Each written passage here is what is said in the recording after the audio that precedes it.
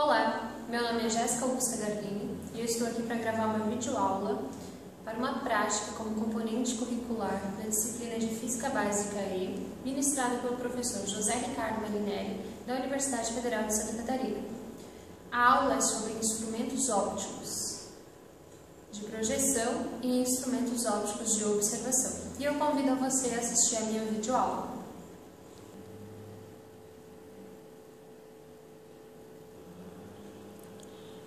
A maioria dos instrumentos ópticos foi criada para auxiliar a nossa visão, e esses instrumentos eles permitem estender o alcance dos nossos sentidos, desde o muito pequeno até o extremamente distante. Os instrumentos ópticos são classificados em instrumentos de projeção e observação. Os instrumentos de projeção podem ser o projetor, a máquina fotográfica e o olho humano. De observação a gente tem o binóculo, o microscópio, o telescópio e os óculos. Como o olho não é só parte do processo, mas também um instrumento óptico em si mesmo, nós começaremos então essa videoaula com um estudo entendendo como funciona a formação de imagens no nosso olho. Então, primeiramente, a gente tem a anatomia externa do olho humano. Então, aqui fora a gente tem a pálpebra superior, a questão dos cílios, a córnea transparente, né? A íris, que é a parte colorida, a pupila, que seria essa parte do meio, a pálpebra inferior e a esclera. A anatomia interna do olho humano. Na parte da frente, a gente tem a córnea e ela possui uma curvatura bem acentuada, que seria aqui. A luz entra no olho através da pupila, então, que é uma abertura variável e vai ser focalizada lá na retina. Então, a luz entra nessa parte e é focalizada aqui atrás na retina. Uma película de fibras nervosas que recobre a parte superior e superfície posterior do olho. Então, isso seria essa parte da retina. Aqui atrás, então, a gente tem a retina nessa parte aqui. A focalização da luz é feita através do sistema córnea-cristalino. Então, aqui é focalizada a luz. A retina, ela contém os bastonetes e cones, que são células fotossensíveis, que recebem a imagem e a luz, e transmitem a informação para o cérebro, através do nervo óptico. O músculo ciliar ajusta a curvatura do cristalino, a fim de permitir a formação da imagem de objetos a diferentes distâncias. Entre a córnea e o cristalino, a gente tem um líquido que a gente pode chamar de humor aquoso. Esse humor aquoso ele tem um índice de refração igual a 1,336.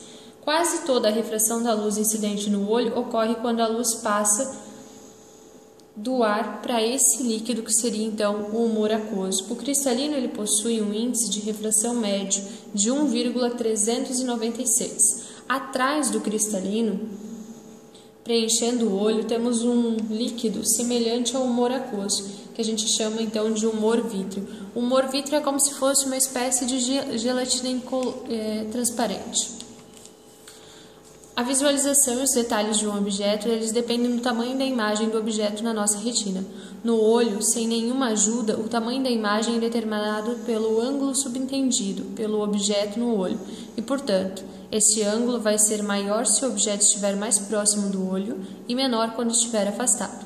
Chegará num ponto em que o olho não focaliza mais confortavelmente a imagem deste objeto na retina. Então, a gente define uma distância, chamada ela então de ponto próximo, onde a gente consegue sem esforço focar a imagem do objeto na retina. Essa distância ela varia de pessoa para pessoa e ela é alterada com a idade. Essa alteração com a idade, essa variação, ela está relacionada com a perda de flexibilidade do cristalino e do músculo ciliar, que permite ajustar a distância focal. Esse processo, então, de ajustamento da distância focal é chamado de acomodação. Então, os raios luminosos, eles entram aqui pela pupila e eles atravessam toda a córnea, o cristalino e a parte central do olho. E ele vai formar a imagem aqui atrás dessa retina, a região, então, que é fotossensível. Quando a imagem é formada aqui na retina, a gente tem, então, uma visão perfeita. O cristalino, ele é uma lente biconvexa convergente da imagem. Quando o objeto se aproxima, fica mais convergente, ou seja, mais curvo.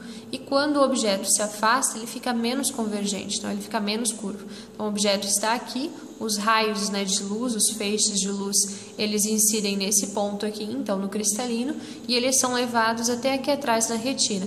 Através do nervo óptico, essas informações são levadas ao cérebro e ele faz o processo de interpretação então dessas informações.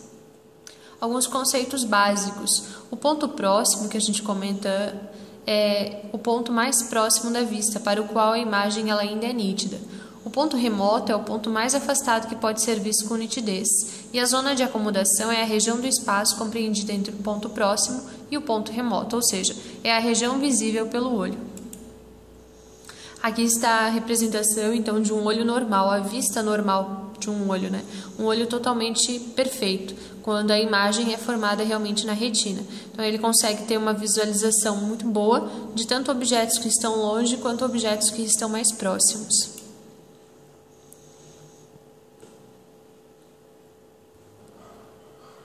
Então, conforme eu comentei antes, aqui a gente tem um slide, então, né, de um olho normal. Aqui a gente teria o objeto, então os feixes de luz, né, os raios incidentes desse objeto, que saem desse objeto, eles vão incidir aqui na parte da pupila, vão passar o cristalino, né, vão atravessar e vão chegar aqui na parte onde a gente tem a retina.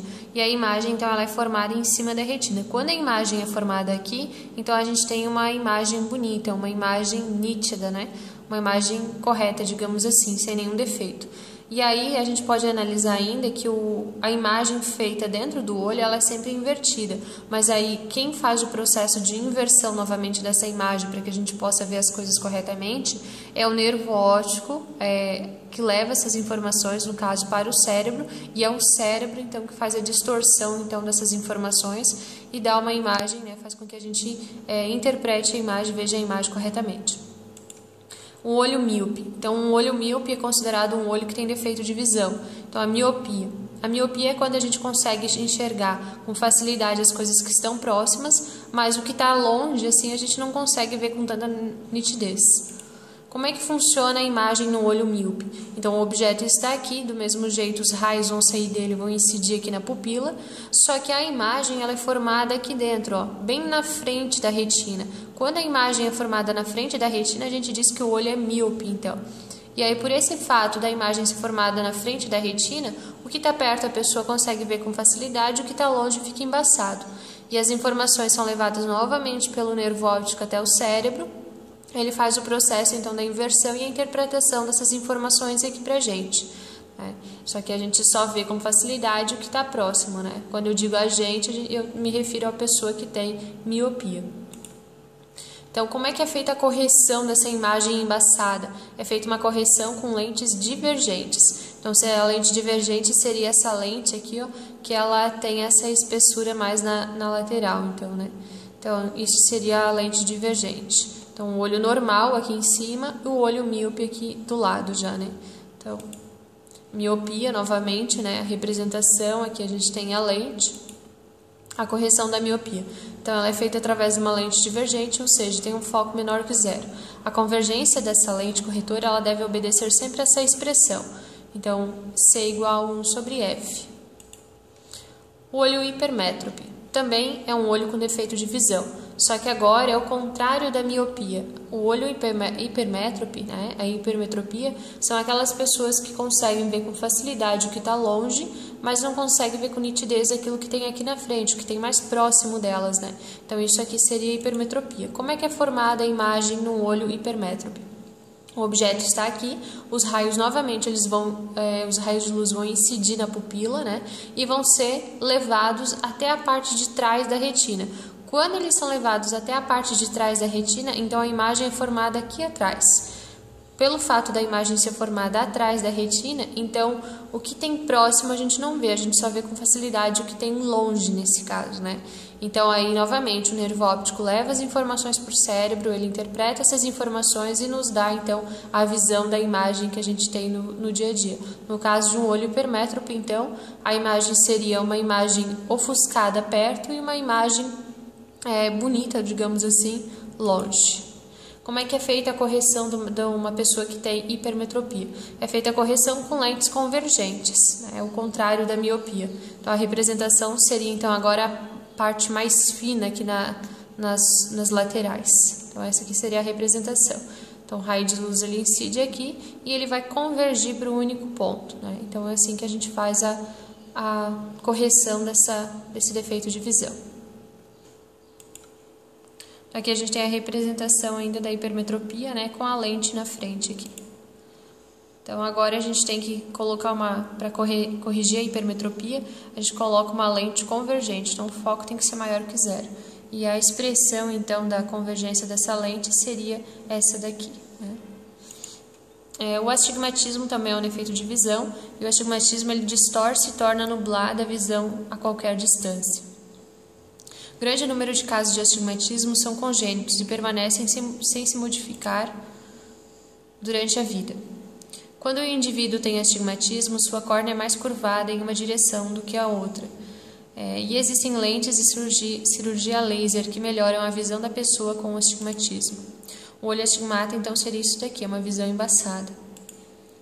Presbiopia seria o que a gente chama de vista cansada. É um enrijecimento dos músculos ciliares ou da própria lente natural do olho. Não é bem um defeito de visão e a gente consegue fazer a correção com lentes bifocais. O astigmatismo, então, é uma imagem borrada, é uma curvatura irregular da córnea ou do cristalino. Correção é com lentes cilíndricas. O estrabismo também é uma incapacidade de dirigir simultaneamente as retas visuais dos dois olhos para o mesmo ponto. E a correção é feita com lentes prismáticas. Outros defeitos de visão, as lentes elas não conseguem se corrigir. Aí a gente necessita então de cirurgias. Seria a catarata, né? Então, atualmente a técnica cirúrgica mais moderna para tratamento da catarata consiste da remoção do cristalino por microfragmentação e aspiração do núcleo, num processo chamado focoestimulação e posteriormente implante de uma lente intraocular. Então, aqui seria a questão da catarata, né? Então, o cristalino a gente consegue ver que ele tem esse formato assim meio opaco, ele não é mais transparente. Cirurgias oftalmológicas, então a gente tem a PRK, né? Que seria a fotoablação corneana. Então, ela trata os erros refrativos através da remoção de tecidos da superfície da córnea. É usada com maior frequência para tratar de baixos e moderados graus de miopia e astigmatismo. Procedimento, então, né, a gente tem um procedimento aqui, o olho anestesiado com gotas de colírio anestésico, o cirurgião remove, né, o epitélio, uma fina camada de que cobre a córnea. Durante a cirurgia, o paciente olhará fixamente a luz piloto e por cerca de 1 minuto o laser vai remover microscópicas quantidades de tecido corneano enquanto esculpe a superfície da córnea, então alterando-se a forma e a incidência. O facho do laser ele torna a córnea mais plana para corrigir a miopia, mais curva para corrigir a hipermetropia e mais esférica para a correção do astigmatismo.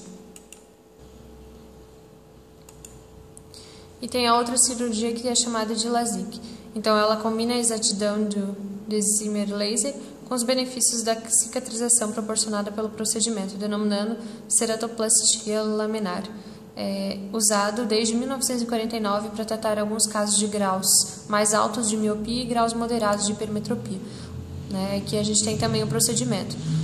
Como na PRK, essa daqui ela torna a córnea mais ampla para tratar a miopia, mais curva para tratar a hipermetropia ou mais esférica para tratar o astigmatismo. Só o procedimento que muda um pouquinho. Outro instrumento óptico que a gente tem seria a máquina fotográfica. Ela é um sistema convergente formado por uma ou mais lentes. Ela tem um diafragma, né, que regula a quantidade de luz que penetra na câmera escura, né, e ela tem um obturador, que regula o intervalo de tempo durante o qual o filme ou conversor eletrônico ele fica exposto. Então, seria aqui dentro. Aí a gente tem também a lupa ou microscópio simples. A lupa é o mais simples instrumento óptico de observação. Ela também é chamada de lente de aumento. Ela é constituída por uma lente convergente com distância focal na ordem de centímetros e é capaz de conjugar uma imagem virtual direita e maior que o objeto. No entanto, este instrumento se mostra eficiente apenas quando o objeto observado estiver colocado entre o foco principal objeto e o centro óptico. Quando uma lupa é presa a um suporte, recebe a denominação de microscópio simples. A gente tem também o microscópio composto.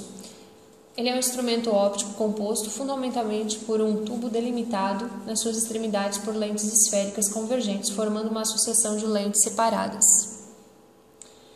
A lente mais próxima do objeto observado é chamada de objetivo, que seriam essas lentes aqui que eu estou representando nesse momento.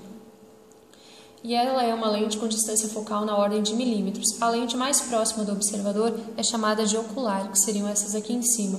É uma lente com distância focal na ordem de centímetros. O funcionamento de um microscópio composto é bastante simples. A objetiva fornece uma imagem real invertida e maior que o objeto. Esta imagem funciona como um objeto paraocular, que funciona como uma lupa, fornecendo uma imagem virtual, direita e maior. Ou seja, o objeto é aumentado duplamente, fazendo com que objetos muito pequenos sejam melhores observados. Este microscópio composto também é chamado microscópio óptico, sendo capaz de aumentar até 2.000 vezes o objeto observado. Existe também o telescópio refrator ou a luneta astronômica. As lunetas são instrumentos de observação a grandes distâncias, sendo úteis para a observação de astros, luneta astronômica, ou para a observação de superfície terrestre, luneta terrestre no caso. Uma luneta é basicamente montada da mesma forma que o microscópio composto, com objetivo ocular, só que, no entanto, a objetiva da luneta tem distância focal na ordem de metros, sendo capaz de observar objetos afastados e não objetos muito próximos, como no microscópio. Então, essa é a diferença dos dois.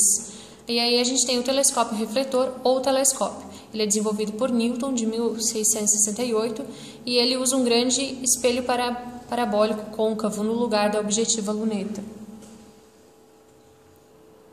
A diferença, então, entre o telescópio refletor e o telescópio refrator é a questão das lentes, né? O refrator, ele utiliza de lente e o refletor, ele utiliza um espelho côncavo, no caso.